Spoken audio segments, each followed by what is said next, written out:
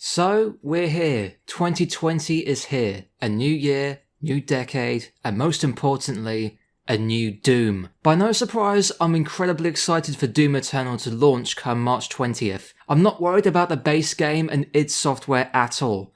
But with that said, I'm worried about a handful of things outside its release. Stay tuned, don't go anywhere.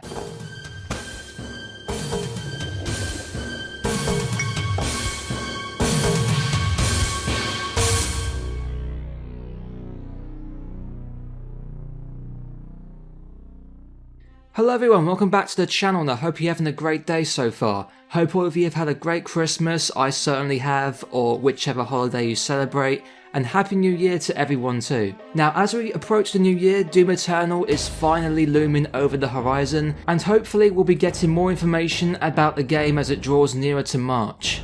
If any new information pops up, I'll keep you posted. So, let's get to the topic at hand, shall we? In today's video, this is going to be more of a throw my hat in the ring type of video on the concerns that most people have with Eternal. Let's talk about the obvious one for a moment. Bethesda. I won't bore you with what you already know, otherwise this video will probably go on until 2021 and I'll forget how time works. But let's just say they haven't been doing well at all. Of course, with the Fallout 76 controversies that pop up all the time, especially with the Fallout First subscription service, which can quite frankly get stuffed, it's concerning what they might do with Doom Eternal's microtransactions or the monetization system for the game. Now, am I worried about the microtransactions themselves? Not really. Am I worried about the game's reputation online? Yes, absolutely. I know how the online gaming community works, you know how it works. Soon as they see just one tiny little drop of a microtransaction, they lose their minds and start flinging their shit around wherever they see fit. And then they say, "Oh, Doom Eternal sucks because microtransactions, lol." Or some stupid shit that doesn't affect the gameplay at all. My point is, this doesn't speak for the entirety of the online gaming community, as the vast majority are nice people who want their games to be the best they can be. But who I'm talking about and referencing here is people who review bomb games just because they have microtransactions or they disagree with a certain portion of the game. Like Metacritic for example, I just never check that site as it's just filled with like 0 scores for a stupid fucking reason. And as soon as they fling their shit around, it gets put into an echo chamber and that shit ends up being said over and over, getting even more emphasized, and it gets quite frankly fucking idiotic to say the least.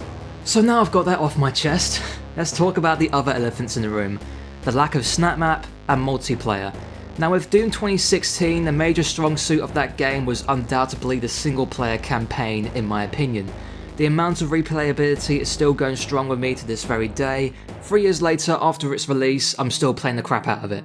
Sure, there are some people who enjoy the multiplayer or the snap map, but unfortunately if a specific part of a game isn't popular, it simply isn't worth the money, time and resources to invest in. Sure, this decision might piss off a lot of people, but I'm not too fussed about it as I play Doom for the single player experience because that's where it's at for me in my opinion. Do I wish that snap map came back? Of course I do. But also they did say they're looking to add in mod support for the game in the future, so hopefully that will end up being a reality. And then you have people that wish Doom Eternal would play just like the good old days of classic Doom. Okay, what's the point in going back to the way things were instead of improving, upgrading and expanding what made the other mechanics of Doom 2016 resonate with people so much? The glory kills, the DNA of the Doom dance evolving, the weak points that enemies have now, etc, etc. Now I know we will never be able to please everyone, but at the same time it winds me up. But then again, if you do like old school arena FPS games, may I recommend Dusk, Amid Evil, Iron Fury, Wrath, Eon of Ruin, Maximum Action and many more to come this year. Also speaking of Dusk, Dusk is now getting mod support, which is going to be very interesting to see what the community comes up with. Anywho, back to the topic at hand. So one thing I almost forgot to mention is battle mode. A lot of people wish they had the classic arena PvP, but I really hate to be the bearer of bad news, it's just not gonna carve a big enough player base. Sure, I would absolutely love for the classic arena PvP to return, but on Doom 2016's multiplayer I can barely find anyone to play with, let alone a match, which is why I mostly play the single player in the first place, or arcade mode. Another side of this is, it allows id Software to experiment with new and fresh ideas, An asymmetrical PvP experience, in my opinion, just makes sense. It's something different and interesting. Anywho, that's my 2 cents. So with all that said, I would like to just take a moment to say thank you for 500 subscribers.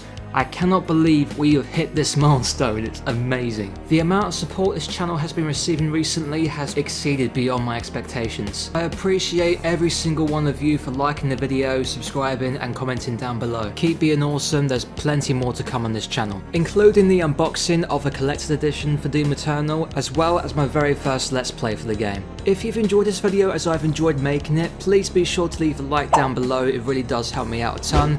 And also be sure to subscribe to the channel and hit the notification bell so you never miss any videos that I've got planned in the future.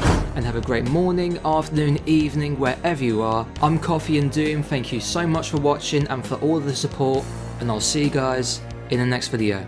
Take care.